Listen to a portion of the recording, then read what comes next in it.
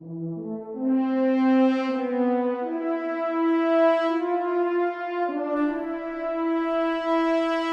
Brother's Rites, written by Jason Gill, narrated by Jesse Lowther. Are you ready, Initiate Clayton? The recruit's eyes snapped to attention. He had been meditating in an attempt to calm his nerves ahead of this day. His superiors had told him a true brother in the Chapter of Light would know no such thing as fear. But how was that even close to achievable with the milestone that he would attain today? He was due to receive his chapter rites, to embrace the magical enchantments of their highest priestesses, to finally call himself a brother. 10 long years Clayton had waited for this day, and the reality of his achievements had finally begun to settle in. To the world at large, he was another soldier among the ranks of the strongest troop of human warriors the world had ever seen. To Clayton, he had finally surpassed the countless trials and encounters that sought to break him. To have his family name carved into history with the highest denomination of honor. He broke his stillness, looking to the extravagantly decorated priestess, and nodded firmly. The grand chapel doors creaked open with immense force as he stood to attention. If it were not for the illumination from the brothers and sisters, with their unmistakable armor casting its warm radiance throughout the halls, it would be pitch black inside. Clayton thought this was a fitting metaphor for the darkness that surrounds the world, as the role of the Chapter of Light was more important now than it had ever been before. Each step he took echoed, with all eyes on him as he entered the silent chambers where he would fulfill his destiny. It felt as if it were the longest walk Clayton had ever taken, his heart racing as he took deep, long breaths in an attempt to calm himself. The focal point of the scene was an altar in the center, surrounded by 3 high priestesses and Elder Donovan, standing motionless while they awaited the recruit's approach. Clayton returned the gaze of the elder as he arrived, the silence being broken by the old priest's wizened, commanding voice. "Initiate, please remove your training armor." As humbly as he could, the recruit took off his weighted gear, feeling as if an immense burden was being lifted from his shoulders.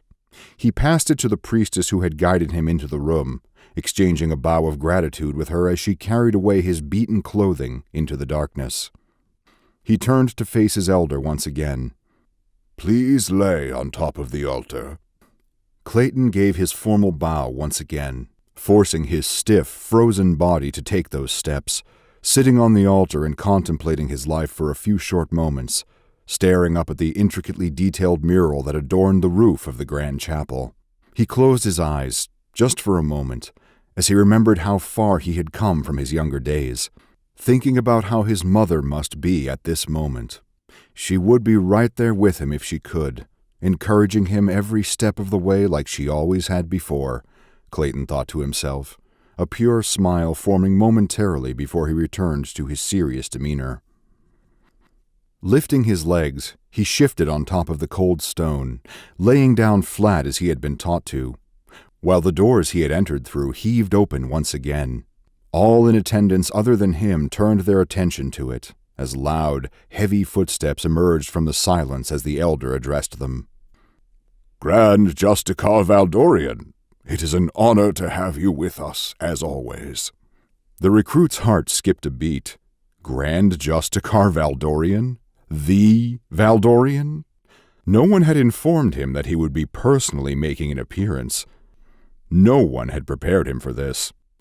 Yet, even in the presence of such a legendary influence, Clayton calmed himself, not moving an inch, even though he could feel the almost palpable warmth emitting from the Grand Justicar's fabled armor.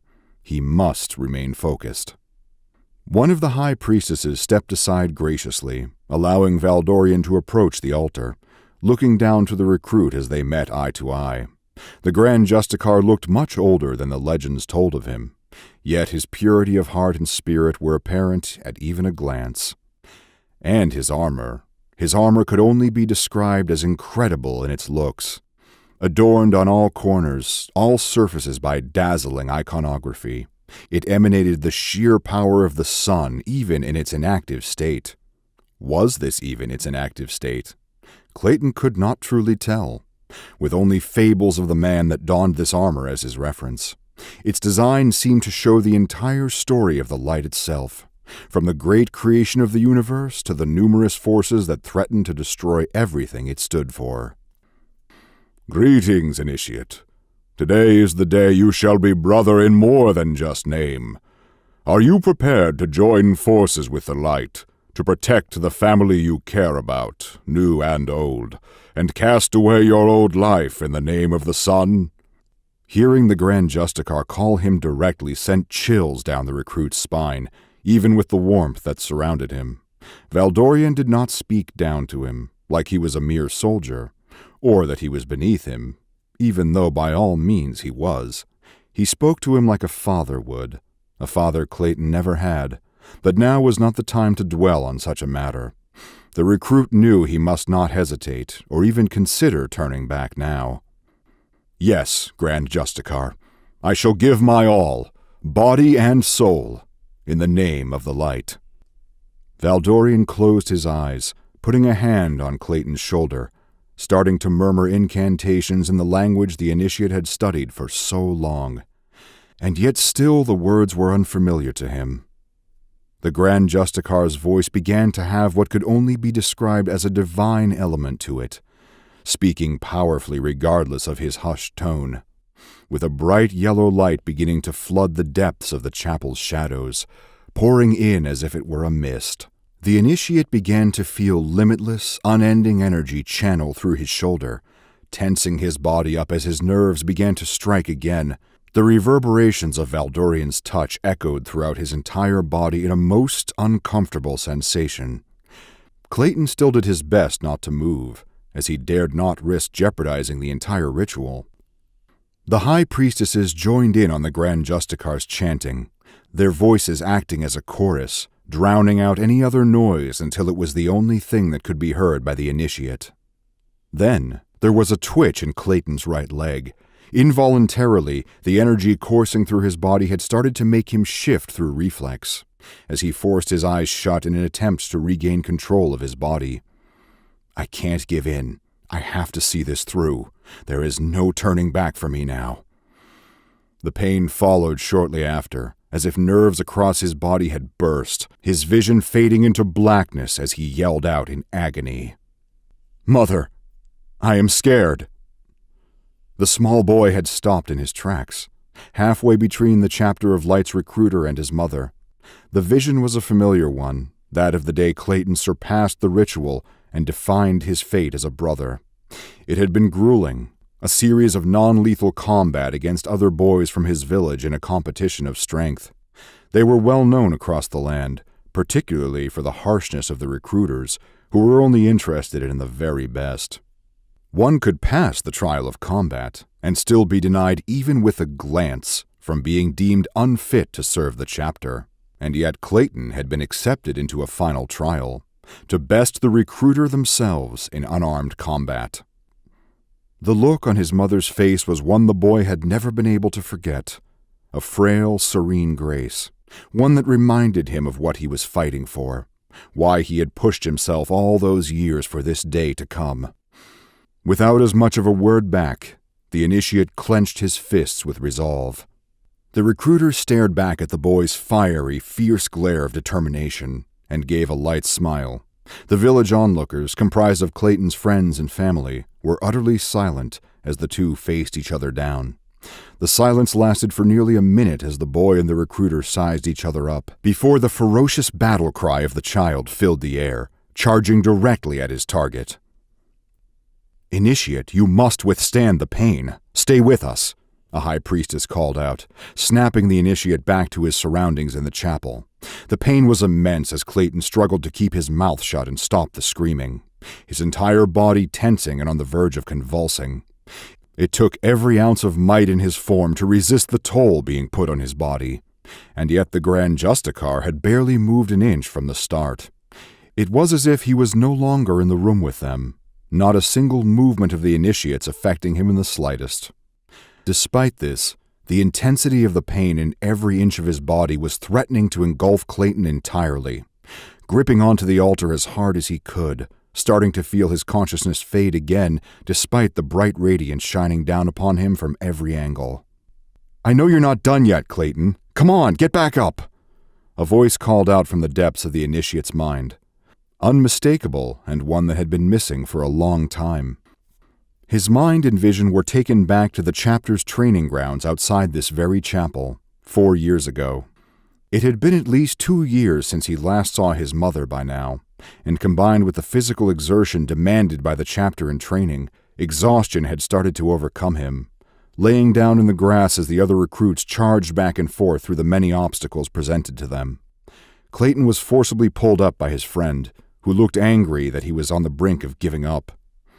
"You didn't come this far in your life to run back home to your mother, Clayton. Why are you giving up? You don't have the right to." Being placed on his feet, Clayton staggered around somewhat in a daze, being held up while an instructor barked orders at them from the sidelines. "You two, get back to the course, now!" The 2 teenagers exchanged glances with each other, Clayton being firmly pat on the back by his friend while he had stayed speechless himself the entire time. "Come on, it's time to go." The blinding light of the chapel's interior had finally begun to diminish as the initiate's vision returned to the forefront. The chanting had stopped and the pain had begun to turn into numbness, the Grand Justicar removing his hand from Clayton and standing tall. There was silence for a few moments as the initiate took in the sheer sense of power he had never experienced before with his every slight movement. The elder moved out of sight again, as Val Dorian looked down upon him and commanded, "Rise, Initiate Clayton." No moment was spared upon hearing those words, as the initiate quickly got off the altar and took a knee in front of the Grand Justicar. "As of today, you are an initiate no longer. You have displayed the virtues that the Chapter of Light requires in these dark times. The courage to do what must be done for the good of our world, the strength to enact it, and the wisdom to know when to act. You now join our ranks as a true brother of the light." Elder Donovan returned from the once illuminated shadows, bringing with him the gold-colored armor that was signature to all combatants of the Chapter of Light. He laid it down upon the altar and bowed to the newly made brother, who reached out with his hand towards it, feeling the radiance in his very fingertips. He was one with the light, and was ready to use it to enact the justice their world needed. This is the end of A Brother's Rites, written by Jason Gill, narrated by Jesse Lowther. Thank you for listening.